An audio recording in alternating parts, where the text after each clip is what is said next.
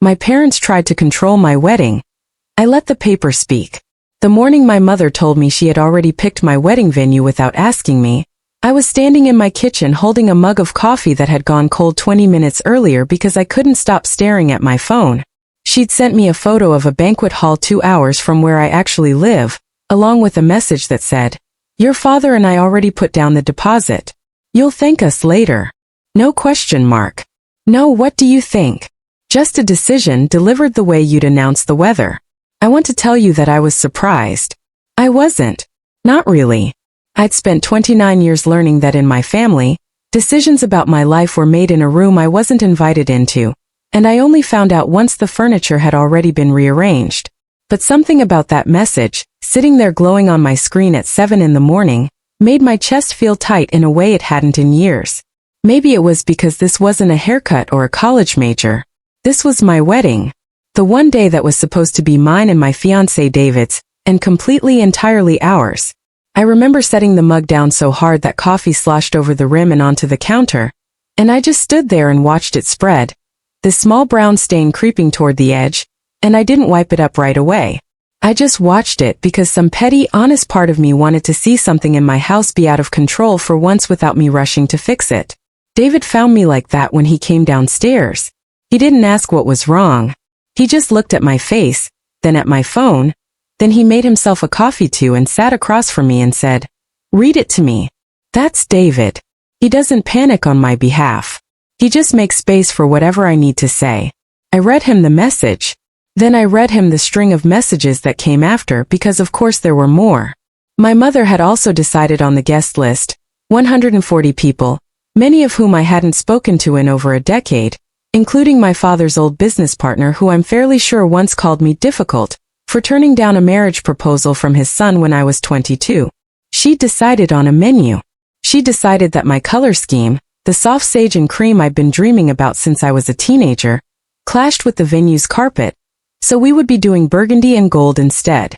David set his mug down slowly. "This is our wedding," he said, like he needed to hear himself say it out loud to believe it was actually happening. "I know," I said. "So why does it feel like it's your parents?" I didn't have an answer for him that morning.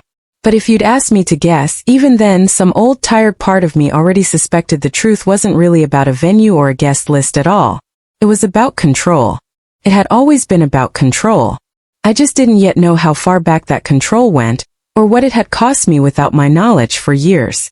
If you're new to stories like mine, let me back up, because you need to understand my family before you can understand what happened next. I'm the older of 2 children. My brother Caleb is 3 years younger than me, and from the moment he was born, our house rearranged itself around him the way a garden rearranges itself around the one tree that gets watered. I don't say that with bitterness, or at least I try not to. Just fact. Caleb got new soccer cleats every season. I wore my cousin's hand-me-downs. Caleb got driving lessons from our father on weekends. I taught myself in a borrowed church parking lot with a manual my aunt printed off the internet. When Caleb wanted to study business at an out-of-state university, my parents took out loans without blinking. When I wanted to study graphic design 2 hours closer to home, my mother told me it wasn't a real career, and that I should consider something more practical like nursing like her. I didn't go into nursing. I studied design anyway on scholarships and 2 part-time jobs, and I built a small but steady freelance business that I am quietly proud of. But the gap between how my parents treated me and how they treated Caleb never closed. It just changed shape. By the time I was in my late 20s, it looked less like unequal soccer cleats and more like unequal everything: attention, money, trust, the assumption of competence. My grandmother, my mother's mother, was the one person in that house who ever made me feel like the scale wasn't rigged. Grandma Ruth used to say I had flint in me, which she meant as the highest compliment a woman raised in her generation could give. She'd sit with me in her kitchen on Sunday afternoons while my mother and Caleb watched football in the other room, and she'd tell me stories about her own life, about the small business she'd run out of her home for 30 years, about the money she'd saved dollar by dollar because nobody was going to save it for her. She used to squeeze my hand and say, "You remind me of me. Don't let them convince you that you're less than you are." Grandma Ruth died 4 years ago in the spring, and something in our family loosened at the joints when she went, Like a support beam had been pulled out of a structure that had been leaning on it longer than anyone admitted. I remember standing at her funeral watching my mother cry real tears and thinking with a kind of guilt I still carry, that some of those tears might have been for the version of herself Grandma Ruth used to see, the version my mother had stopped being a long time ago. After the funeral there was a will. I remember the lawyer's office, small and beige, with a ceiling fan that clicked every few rotations. I remember my mother's hand tightening on my father's arm when the lawyer, a calm older man named Mr. Halloran, read that Grandma Ruth had left a modest inheritance to be split between her two grandchildren, myself and Caleb, to be held in trust until such time as each grandchild reaches a significant life milestone, including but not limited to marriage, home purchase, or the start of a business. I remember the number. $22,000 each. Not life-changing but not nothing. Grandma Ruth's savings, her decades of careful dollar-by-dollar discipline, split evenly for once, in a family where nothing was ever split evenly. I remember feeling for the first time in years, like someone had seen me clearly, and made sure I wouldn't be forgotten. I also remember, though I didn't think much of it at the time, my mother going very quiet in the car on the way home. My father didn't say anything either. I assumed it was grief. I know now that it might have been something else entirely. For the next 4 years that inheritance existed for me the way a hope exists, as something in the background, something I trusted was there. Something I never asked to see because you don't ask to see the foundation of a house you're not building on yet. My parents were the trustees per the will, until each of us reached that milestone. I trusted them. Not because I was naive but because some money, $22,000 of it, felt like the one thing in this family that had been decided fairly, and I didn't want to disturb it by looking too closely. That trust is the exact reason what happened next hit me the way it did. When David proposed in March on a hiking trail we'd walked 100 times before, with a ring he'd saved for 8 months to afford, I called my mother before I even called my best friend. Some habits don't die just because they should. She was on the phone thrilled. Genuinely, audibly thrilled, in a way that made me feel 13 years old again. Desperate for her approval and grateful when it came. She said the words that, looking back, should have been the first flicker of a warning. This is perfect timing. We can finally use your grandmother's money the way she wanted. I didn't think anything of that sentence in the moment. It sounded like generosity. It sounded like a mother excited to help her daughter. It wasn't until 3 weeks later, when I called Mr. Halloran's office, the same lawyer from the will reading, now representing the trust, to ask a simple practical question about how to access my portion of the inheritance for the wedding, that the floor of my understanding cracked. The woman who answered the phone, an assistant named Priya, asked me to hold. When she came back, her voice had changed. It had that careful professional flatness people use when they're about to tell you something they know you don't want to hear.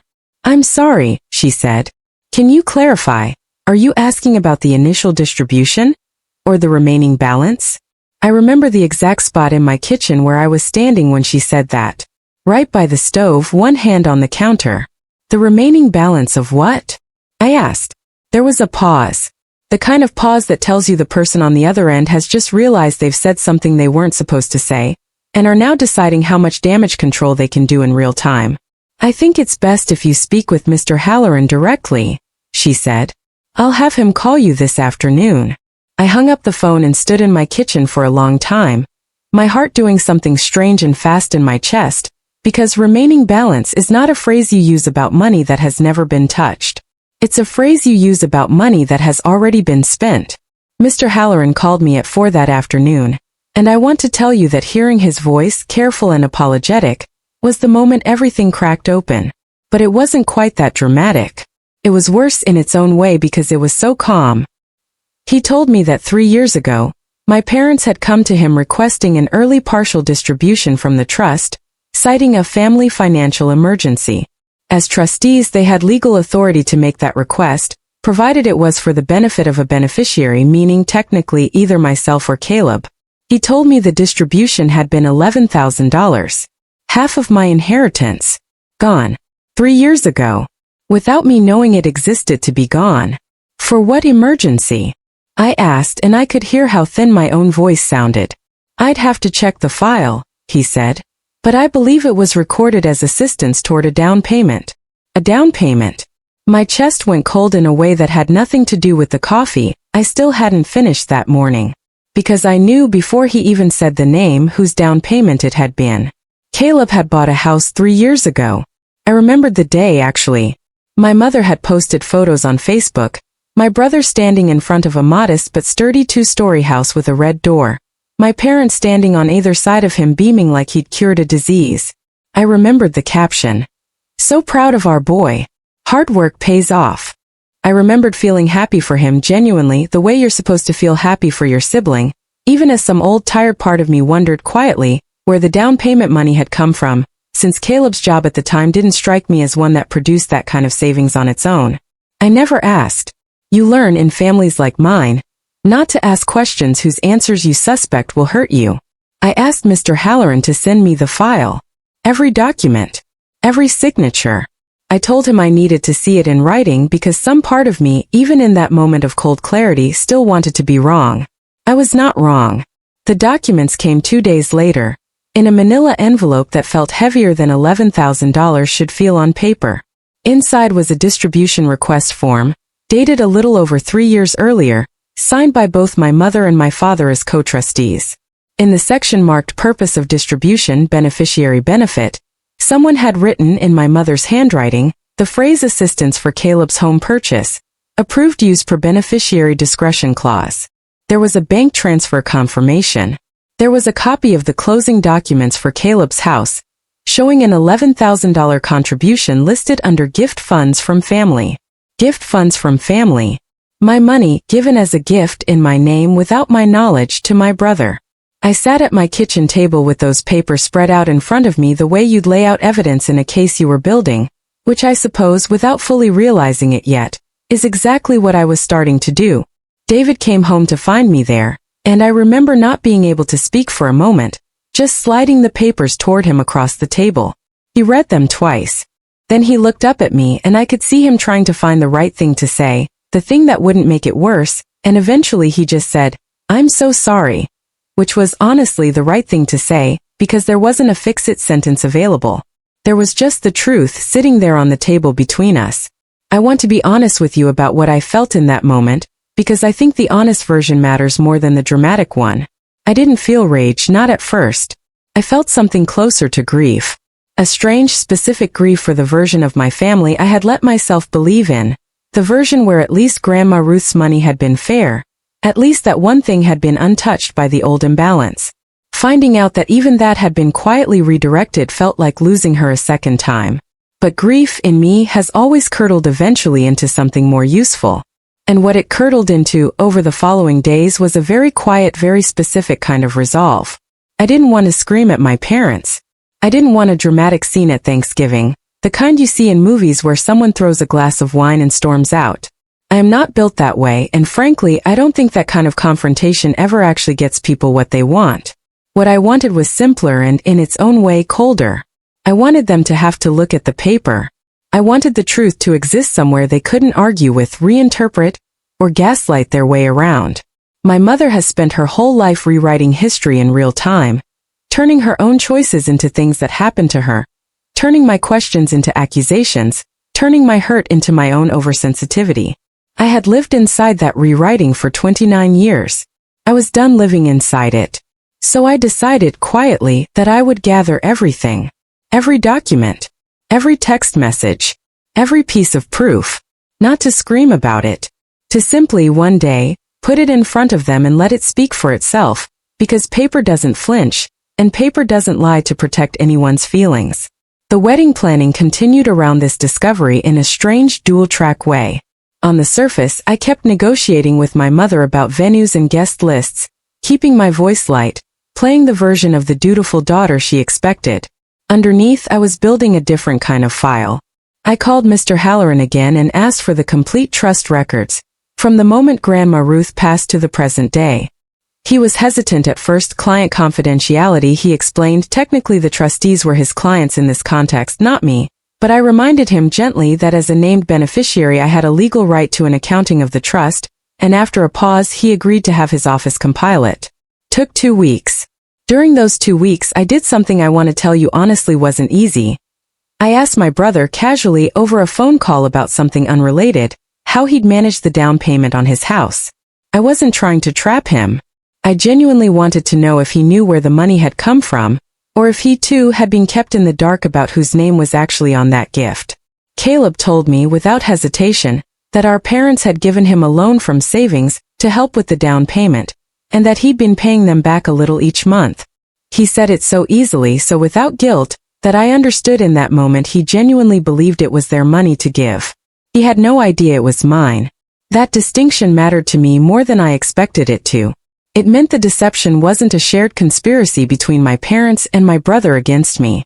It was something my parents had done quietly on their own, and had apparently never planned to tell either of us the truth about. I didn't correct him. Not yet. I just said, "That's good you're paying them back," and let the conversation move on to something else, my hands cold around my phone the entire time. The full trust accounting arrived on a Tuesday. I remember it was raining, one of those gray steady rains that makes the whole world feel like it's holding its breath. I sat at my kitchen table again. That table had become something like an evidence room by that point, and went through every page. It confirmed what I already knew about the $11,000 for Caleb's down payment. But it also showed something I hadn't expected. A second distribution, smaller, 18 months after the first, $2,200, this time labeled trustee reimbursement for beneficiary-related expenses. When I called Mr. Halloran to ask what that meant, he checked his files and told me, in that same careful voice, that this reimbursement had been claimed by my mother for costs incurred managing the beneficiary's affairs, which, when I pushed further, appeared to correspond to a family vacation my parents had taken to the coast that same summer. A trip I remembered clearly because I hadn't been invited. I'd seen the photos on Facebook.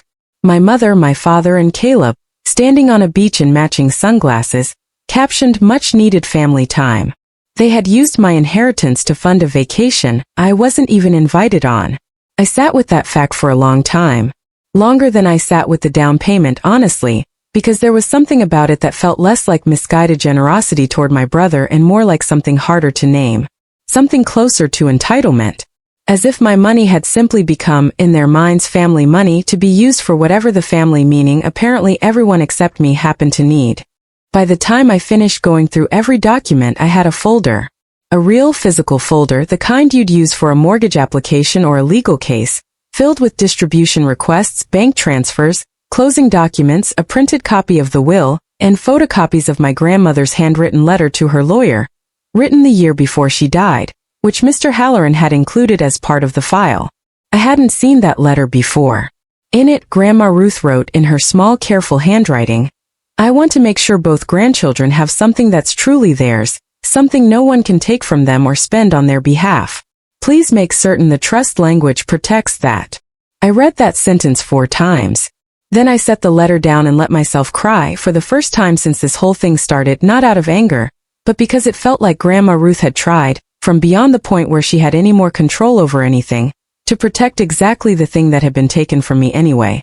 There was one more piece of the puzzle I hadn't expected, and it came almost by accident, the way the most important discoveries in this whole ordeal seemed to.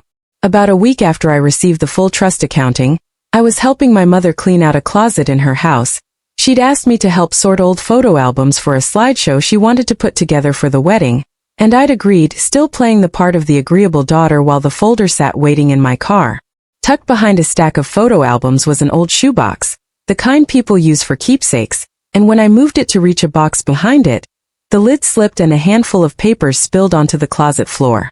Most of it was ordinary, old report cards, a few birthday cards, a program from Caleb's college graduation. But one folded piece of paper caught my eye because it had my grandmother's handwriting on it, the same careful, slanted cursive I recognized from the letter Mr. Halloran had shown me. It was a short note, undated, tucked inside an old greeting card, and it read in part that she worried about fairness in the family, and that the trust existed precisely so the inheritance couldn't be argued over the way things had been argued over in her own generation, and that she was asking plainly that it be protected exactly as written. I sat on the floor of that closet for a long moment, holding that card, understanding for the first time that my grandmother hadn't just quietly hoped for fairness. She had directly, explicitly, asked my mother to honor it years before she died. My mother had kept that note. She hadn't thrown it away. She'd simply put it in a box and closed the lid on it, The same way I realized she tried to close the lid on so many other inconvenient truths in our family's history. I didn't say anything to her that day. I folded the note carefully and slipped it into my bag when she wasn't looking, and I added it to the folder that night, because it changed something important about the story I was building. It meant this wasn't a case of my mother simply misunderstanding her responsibilities as trustee. She had been asked directly in her own mother's handwriting to protect something, and she had chosen not to. That distinction mattered to me. It was the difference between a mistake and a decision, and I needed to know before I said anything out loud to anyone which one I was actually dealing with. I want to pause here and tell you something important about what I decided to do next because I think it says something about who I am, and maybe about who you are too if stories like this one keep pulling you in the way they pull me in when I watch them. I did not want to punish my parents. I did not want a screaming match. I did not want to humiliate them at my own wedding, the way some other version of this story might go.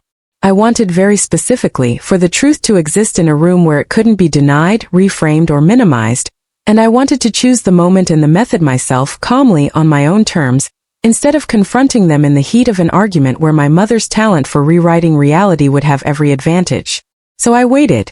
I kept planning the wedding on the surface. I even let my mother believe for a while that she'd won the argument about the venue because I needed time, and giving her a small temporary victory bought me exactly that.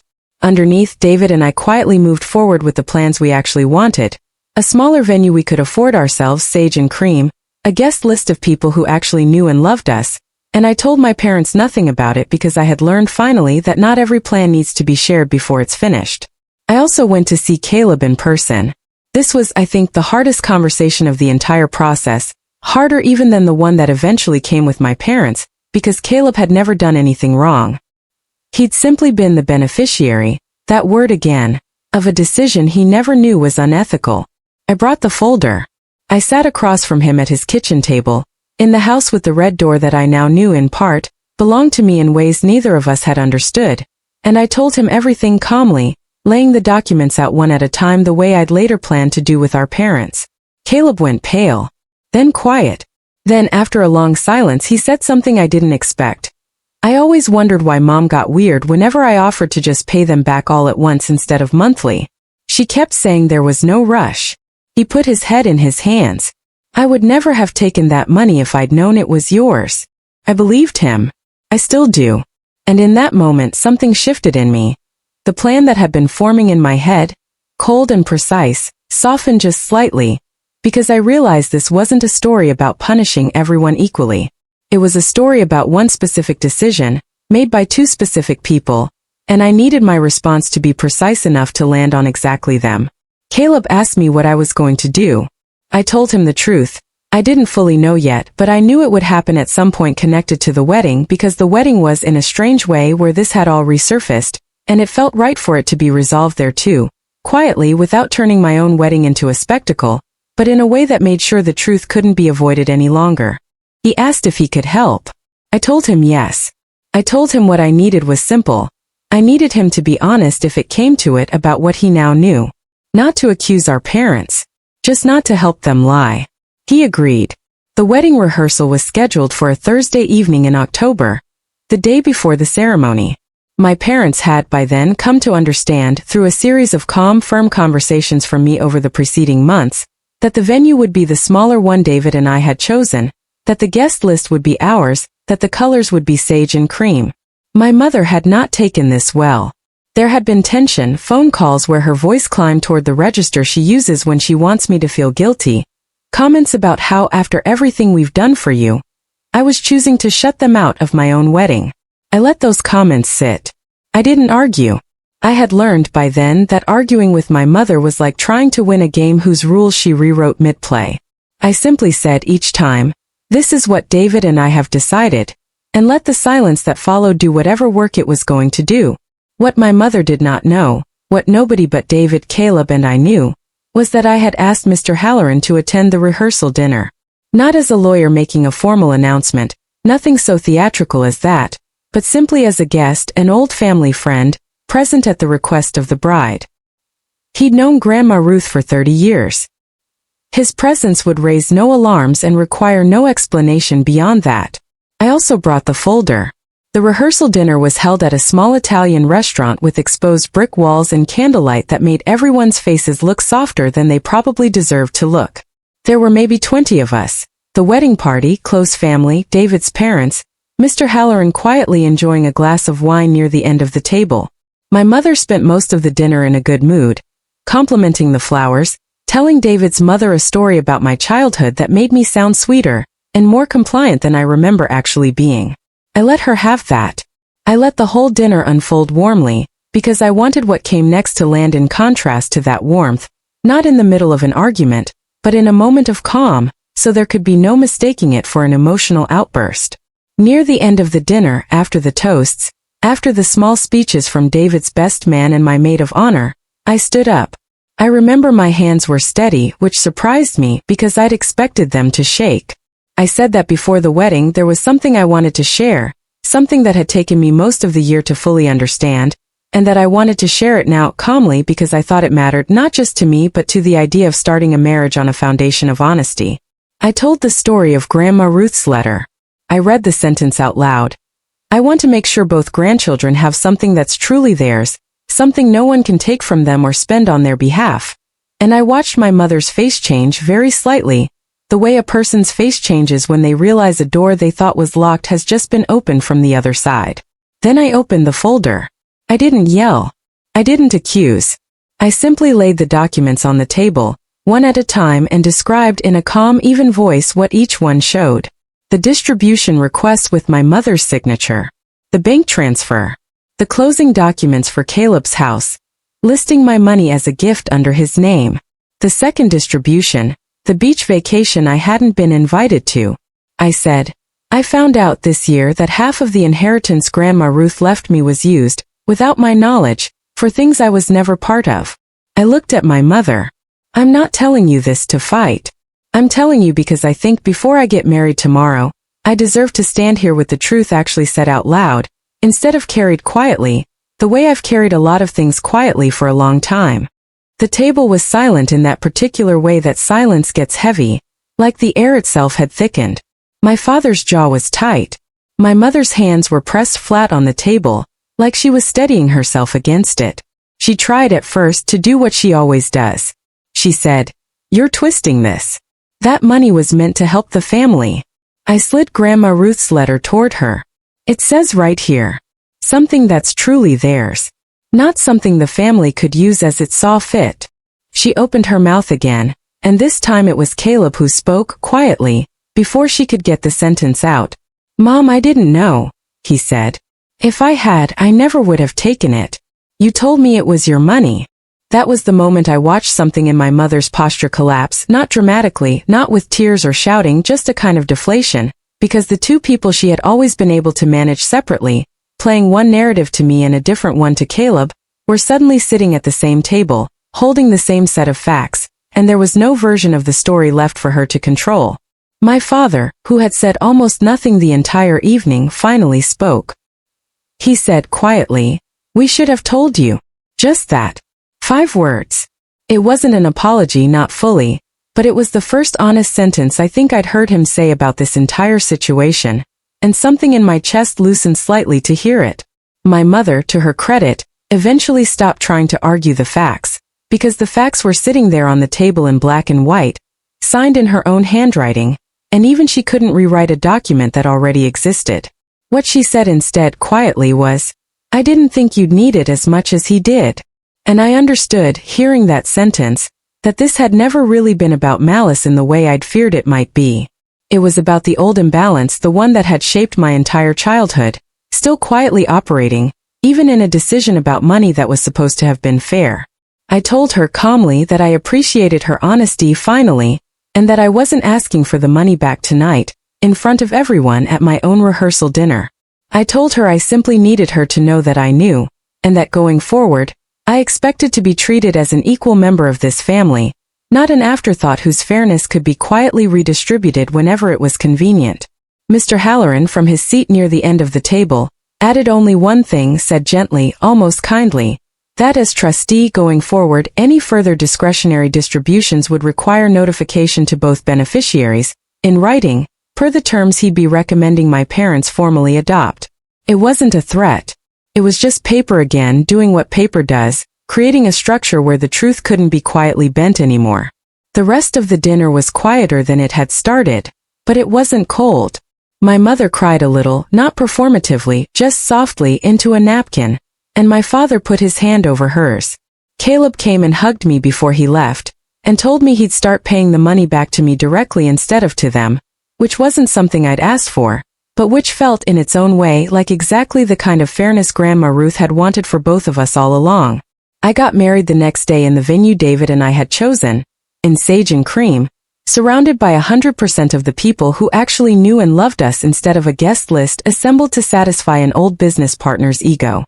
My mother came. My father walked me partway down the aisle alongside David's father, a small compromise we'd worked out weeks earlier, one that felt right without feeling like a surrender. At the reception during the father-daughter dance, my father said something to me I still think about. He said, "Your grandmother would be proud of how you handled this. She always said you had more sense than the rest of us combined." I didn't say anything back. I just let myself be held for a moment, in a slow turn under string lights, and let that be enough. In the months after the wedding, things in my family didn't become perfect. I don't think families like mine ever become perfect, not fully, not after decades of an imbalance that deep, but they became honest in a way they hadn't been before. My mother started slowly, asking me questions instead of announcing decisions. Caleb and I talk more now than we ever did growing up, partly I think because that dinner forced us to actually see each other clearly for the first time, two people who'd both been shaped by the same unfair system in different ways. He pays me back a little every month, not because I need the money urgently, but because it matters to both of us that the accounting is honest now on paper the way Grandma Ruth always wanted it to be. I kept the folder. I still have it, actually, tucked in a drawer in my office, underneath old sketches and half-finished design projects. I don't need it anymore, not really. Not now that the truth has already been spoken and can't be unspoken. But I keep it anyway, because it reminds me of something I learned that year. Something I think about whenever I feel that old, familiar pull to stay quiet, and let an injustice slide by unspoken for the sake of peace. Some fights you win by shouting. Some you win by staying calm and simply refusing to look away. And some, the ones that matter most, I think the ones that actually change something, you win by letting the paper speak, because paper doesn't flinch, doesn't apologize for existing, and doesn't let anyone, no matter how practiced they are at rewriting the past, pretend the truth was ever anything other than exactly what it was. Grandma Ruth used to tell me I had flint in me. I think finally, at my own wedding, in front of the people I love most, I understood exactly what she meant.